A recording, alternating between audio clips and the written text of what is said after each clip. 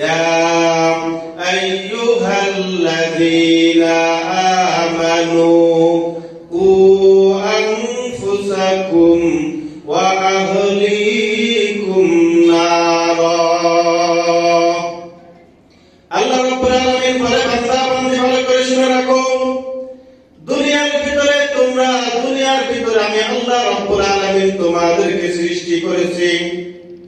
আমি আল্লাহ সংক্ষিপ্ত হায়াত দিয়ে তোমাদেরকে দুনিয়ার ভিতরে পাঠিয়েছি। আমি আল্লাহ পাক রব্বুল আলামিন এই সংক্ষিপ্ত হায়াতের ভিতরে তোমাদেরকে যেই বিধানগুলো দিয়েছি, আমি আল্লাহ রব্বুল আলামিন এই সংক্ষিপ্ত হায়াতের ভিতরে যেই কাজগুলো আমি আল্লাহ রব্বুল আলামিন তোমাদেরকে করতে বলেছি, হে আমার বান্দা বান্দীরা, দুনিয়ার ভিতরে এই সংক্ষিপ্ত সময়ের ভিতরে এই কাজগুলো করে যদি দুনিয়া থেকে আসতে পারো, আমি আল্লাহ পাক রব্বুল আলামিন তোমাদের জন্য জান্নাতের ব্যবস্থা করে রেখেছি। বান্দা বান্দী ভালো করে শুনে রাখো, এই জান্নাতে যদি যেতে চাও তাহলে দুনিয়ার ভিতরে আমি আল্লাহর বিধান মেনে আসতে হবে। আমি আল্লাহর জান্নাতে যদি যেতে চাও, আমি আল্লাহ পাক রব্বুল আলামিন তোমাদেরকে আদেশ করেছি তোমরা 5 ওয়াক্ত নামাজ সঠিক সময়ে আদায় করো। দুনিয়া থেকে যদি আমি আল্লাহর জান্নাতে যেতে চাও, হে আমার বান্দীরা ভালো করে শুনে রাখো, আমি আল্লাহ পাক রব্বুল আলামিন রমজান মাসে রোজা পালন করার আদেশ করেছি, করে আসো।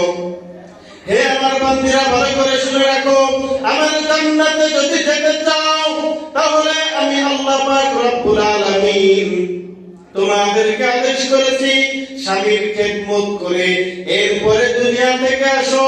হে আমার বান্দীরা যদি জান্নাতে যেতে চাও তাহলে শ্বশুর শাশুড়ির খেদমত করে এরপরে কবরে আসো।